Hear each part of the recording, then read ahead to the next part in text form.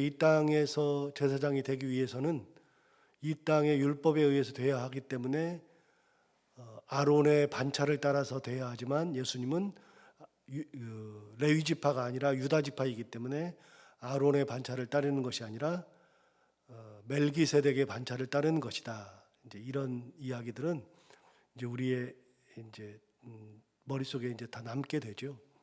히브리서 기자가 그래서 아주 귀한 것을 우리에게 얘기해 줬습니다. 그런데 이러한 대제사장 많이 다르다 그랬죠. 어제도 이제 비교해서 얘기를 많이 해드렸고, 그런데 이러한 대제사장, 우리에게 있는 이 예수님이신 대제사장은 거룩하고 악이 없고 더러움이 없고 죄인에게서 떠나 계시고 하늘보다 높이 되신이라.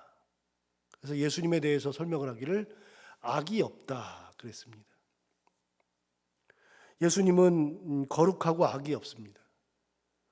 거룩하다는 말을 할 때는 우리는 이제 다 예수를 믿으면 다 성도라고 하잖아요. 성도라고 하는 말은 거룩할 성자에 무리도자거든요. 그러니까 우리는 거룩한 무리라는 뜻이거든요. 근데 사실은 이게 이제 신학적으로는 안 맞는 얘기입니다. 왜냐하면 우리는 거룩한 무리가 아닙니다. 아무리 노력해도 우리는 거룩해질 수가 없습니다. 거룩하려고 노력하는 무리, 그렇게 하면 맞는 것 같지만 거룩한 무리라는 말은 신학적으로는 잘 안 맞습니다. 그러나 우리가 성도라고 할 때 거룩할 성자를 쓰거든요. 거룩한 무리라고 하는 것을 쓰는 이유는 뭐냐면 우리는 예수님의 피로 거룩하게 된 무리다, 이런 의미로 이제 쓰는 거지만, 우리가 구원의 10단계를 쭉 설명을 할 때 항상 얘기를 할 때 성화라는 말을 쓴다 그랬잖아요. 우리가 구원을 얻으면, 예수를 믿고 피로 죄 씻음을 받고 우리가 구원을 얻으면, 그러면 그때부터는 우리는 성화의 삶을 살아간다 그랬잖아요. 성화의 삶을 살아가는데 그 역시 성이라고 하는 것은 거룩할 성자에다가 될 화자를 쓴다 그랬죠. 그래서 구원의 10단계에서 마지막 단계는 또 영화라 그랬는데, 영화라고 하는 것은 이제 그 영화로울 영, 영광스러울 영, 영화롭게 된 것이 영화다 그랬죠. 둘 다 화를 쓰는데 다르다 그랬죠. 똑같을 될 화자를 쓰는데 성화는 거룩하게 된 것이 아니라 되어가는 것이라 그랬죠. 영화는 이 땅에서 우리가 받는 것이 아니라 우리가 하나님 앞에 갔을 때 받는 것이 영화죠. 그래서 구원의 10단계 중에 9개 단계, 9단계까지는 이 땅의 것이요, 마지막 10단계는 영화라 그래서 천국 갔을 때 하나님 앞에서 받는 것이 영화죠. 그래서 10개 중에 9개는 이 땅, 마지막 하나는 천국에서. 천국에서 받는 거는 영화 하나뿐이고 나머지는 전부 다 예수를 믿게 되고 그 구원을 받을 때 우리가 죄 씻음을 받고 그다음에 믿음으로 구원받고 성화의 삶을 살아가고 이런 단계를 쭉 가져가는데, 이 땅에서 가지고 있는 단계 중에 성화는 절대로 거룩하게 되지 않는다는 겁니다. 노력하는 겁니다. 끝까지. 여러분 한번 보세요. 여러분 주변에서 거룩하다 그랬을 때 이 사람은 완벽한 거룩을 이룬 사람은 없습니다. 저 사람은 죽을 때까지 완벽한 거룩 없습니다. 우리가 죽을 때까지 죄를 안 지을 수 없습니다. 우리는 어느 순간에든지 거룩하게 되는 겁니다. 그럼 하나 더 물어봅니다. 여러분 만약에 목사가 되면 거룩한 겁니까? 거룩하려고 노력하는 겁니까? 목사. 똑같은 겁니다. 제가 목사로 25년인데 25년 동안 목사 안수를 받고 나서 지금까지 죄를 한 번도 안 졌다? 말도 안 되는 소리입니다. 우리는 죽을 때까지 거룩하게 되는 겁니다. 그런데 예수님은 거룩하게 되는 삶을 사는 게 아니고 예수님은 거룩한 분입니다. 자, 그럼 여기서 히브리서와 맞게 다시 한번 생각해 봐요.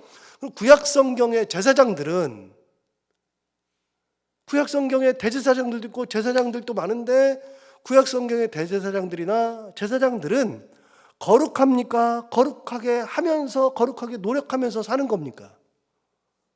구약 성경의 제사장들도 거룩하지 못합니다.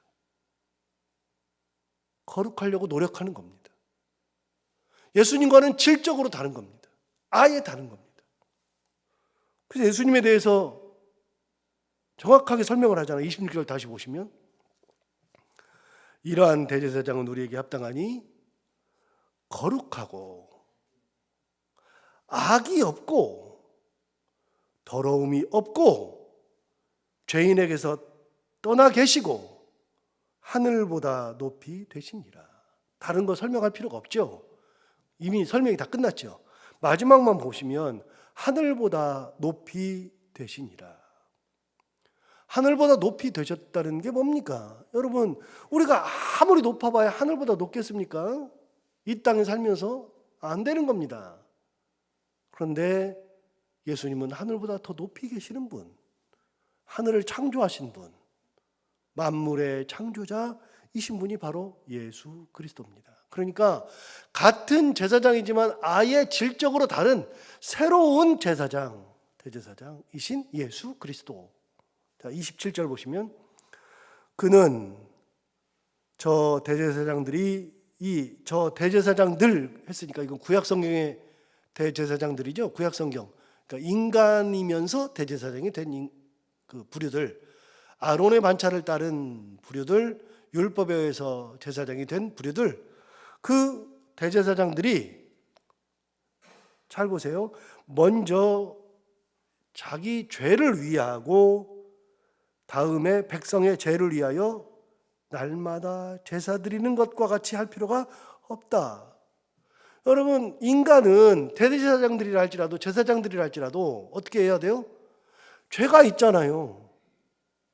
끊임없이 죄가 있잖아요. 그러니까 대제사장으로서의 직분을 받았으니까 당연히 그 제사장으로서 사람들을 위해서 제사를 드려주고 거룩하게 해주고 하나님의 용서를 받아주고 다 할 수는 있어도 자기도 똑같이 해야 돼요. 누군가가 자기를 위해서 그 과정을 거쳐줘야 돼요. 나도 죄가 있으니까. 대제사장이라 할지라도 제사장이라 할지라도 자기도 짐승을 끌어와서 동일하게 손을 얹고 자기 죄를 전가시켜야 되고 죽여야 되고 피를 받아내야 되고 자기가 죽는 것 같이 똑같이 해야 돼요. 내 죄가 없어야 남의 죄를 사해 주는 것을 할 수 있는 거죠. 그 얘기입니다.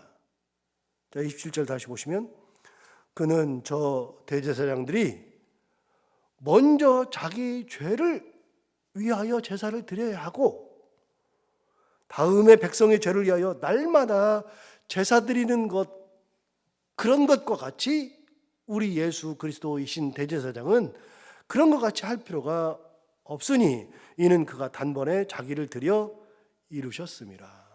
이게 무슨 말이냐면, 여러분, 예수님은 많은 특징 중에 하나가 이제 대제사장인데 아예 다르다 그랬죠. 그러니까 우리의 죄를 위해서 제사를 드려주는 거예요. 제사장이 그걸 해주는 거예요. 하나님과 우리를 화목하게 해주는 거예요. 제사장이 죄인과 죄가 없으신 하나님을 중간에서 제사를 드려서 화목하게 해주는 거죠. 제사장이.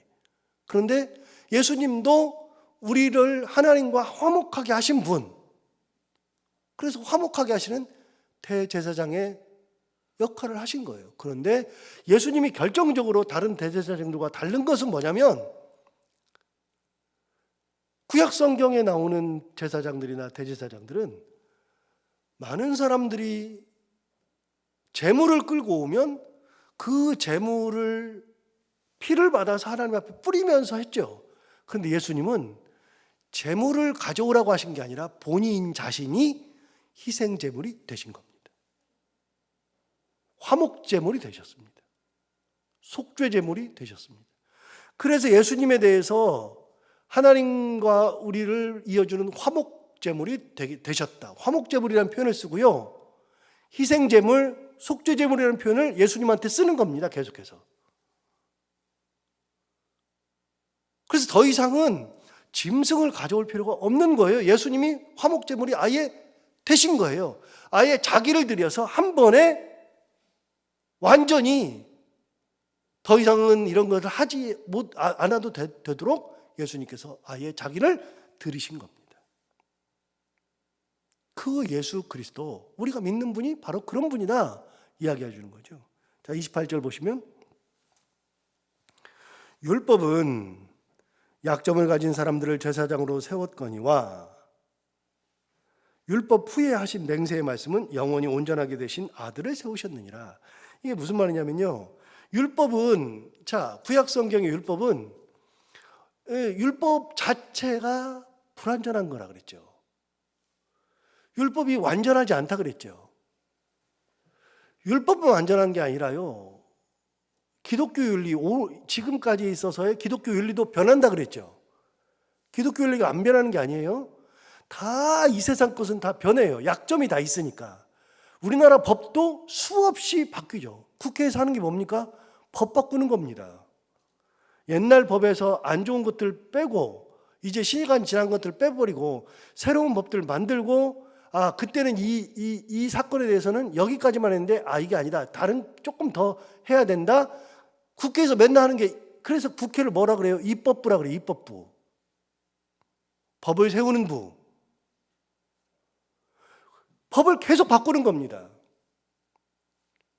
여러분, 우리가 살아가는 것이 그런데 교회도 윤리가 바뀐다 그랬죠. 구약 성경의 율법은 하나님께서, 예수님이 오시면서 율법을 어떻게 하셨어요? 폐했어요. 없앴어요. 왜 없어요? 시간이 지나서 더 이상은 효용 가치가 없으니까. 완전하면 계속해서 쓰겠죠. 그런데 불완전한 겁니다. 율법은 불완전하니까 없앤 겁니다. 제사장 불완전하니까 없앤 겁니다. 전부 다 없앤 겁니다. 이 땅, 우리가 이 교회도 이 윤리가 변한다 그랬잖아요. 하나님께서 구약과 신약에서 본인이 만드신 율법도 폐하시는데 교회에서 가지고 있는 것들은요, 전부 다 불완전한 겁니다. 때 되면 다 바꾸는 겁니다. 의자도 바꾸고요, 교회에서 쓰는 컴퓨터도 바꾸고요, 프로젝터도 바꾸고요, 텔레비도 바꾸고요, 다 바꾸는 겁니다. 강대상도 어느 때가 되면 바꾸는 거고, 여기도 교회를 지어놓고서 리모델링도 한 15년 전에 했잖아요. 이미 우리 교회도 다 하는 겁니다. 전부 다. 옛날에 못하던 거 지금 다 합니다. 피아노 치고 있고 드럼 치고 있고, 옛날에는 머리다가 이렇게 브릿지 하고 다니면 뭐라고 했었다고 제가 그랬잖아요. 지금은 그러고서 나오는 것도 감사한 것이고, 모자 써도 상관없고 슬리퍼 신고 와도 괜찮아요. 옛날에는 못했습니다. 실제로 모자 쓰고 예배 못 드리게 했습니다. 제가 고등학교 때 강대상에 못 올라왔습니다. 저는 특별히 합동측에 있어가지고요. 합동측은 지금도 그런지 모르겠는데 이 강대상에 못 올라오게 했습니다. 어디 함부로 올라오냐고. 제가 그래서 토요일마다 교회 청소를 했는데, 교회 청소할 때 화장실 청소하고, 개척교회 다녔으니까요, 의자 청소하고, 토요일마다 고등학생이 와가지고 교회 청소를 다 했습니다. 성도들이 별로 없으니까 다 하는데 강대상만큼은 청소 못하게 했습니다. 이거 절대로 못하겠습니다. 강대상은 목사님이 직접 하거나 아니면 장로님들이 올라왔습니다. 여기는 여자분도 못 올라왔습니다. 말이 안 되잖아요. 지금 여자 목사님도 계시는데. 모든 게 다 변합니다. 왜요? 불완전하니까. 불완전하면 다 바꾸는 거죠.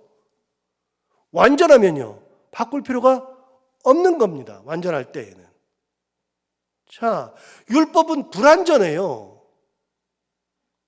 율법은 완전하지가 않아요. 불완전하니까 어떻게 돼요? 불완전하니까 옛날 것들을 다 버려버려야죠, 율법을. 그래서 자, 보세요. 28절 다시 보세요. 율법은 약점을 가진 사람들을 제사장으로 세웠다. 율법 아래에 있을 때 율법 자체가 불완전한데, 율법 아래에서 세워진 제사장들도 약점을 가진 겁니다. 전부 다. 사람을 세웠으니까요. 자, 다시요. 우리가 구원을 받을 때 구원의 10단계 중에서 성화를 얘기하고 영화를 얘기한다고 그랬죠. 영화는 하나님 앞에 갔으니까 더 이상은 영광스럽게 막 되어가는 게 없어요. 하나님 앞에 갔을 때는 영광을 받는 거예요. 우리가 영화를 받고 끝나는 거예요. 그래서 영화는 될 화자지만 영광스럽게 되어버리는 거예요. 끝나는 거예요. 영광을 받아버리고 끝나는 거예요. 하나님 앞에 갔을 때는 하나님, 완전하신 하나님, 약점이 없으신 하나님 앞에 갔을 때 우리가 받는 것은 그걸로 끝이에요. 또 더 받고 말 게 없어요. 그러나 이 땅에 육신을 입고 있을 때는 우리가 불완전하니까 거룩하게 되어야 하는 것이 맞지만 거룩하게 되는 것이 불가능하니까 죽을 때까지 거룩하게 되어 가는 거예요. 진행형이고 영원은 완료형이고. 자, 율법을 아래에서 인간이 그렇게 약점을 가지고 불완전하니까 우리에게 율법을 주셨는데 그 율법도 불완전하죠. 제사장들도 약점이 있어요. 그런 사람들을 세운 거예요. 옛날에 대제사장들 전부 다. 지금도 똑같아요. 목사가 완벽한 사람을 목사를 세우는 게 아니라 불완전하지만 하나님의 대해서 공부를 하고 때가 되어서 이 사람은 목사를 할 수 있겠다 싶은 사람을 목사로 세우는 겁니다. 여러분, 이 땅에는 어떤 목사도 완벽한 목사가 없습니다. 그래서 신처럼 하나님처럼 떠받드는 교회들 보면 웃겨 죽겠어요. 이게 말도 안 되는 거예요, 지금. 목사를 보면 하나님처럼 떠받들어요. 말도 안 되죠. 목사 똑같아요. 그러나 그럼에도 불구하고 목사는 이제 내일 또 얘기하겠지만 목사는 구분되어 있어요. 구분이 되어 있기 때문에 하나님의 직분을 받아서 하나님의 계시를 받아서 하나님의 그 권위를 받아서 목회를 하는 거니까 목사를 귀하게 여기고 하나님을 대하듯이 대하는 것은 맞는데 목사가 하나님은 아니에요. 절대로. 그래서 옛날의 율법은요, 약점 있는 사람들을 대제사장으로 세운 거예요.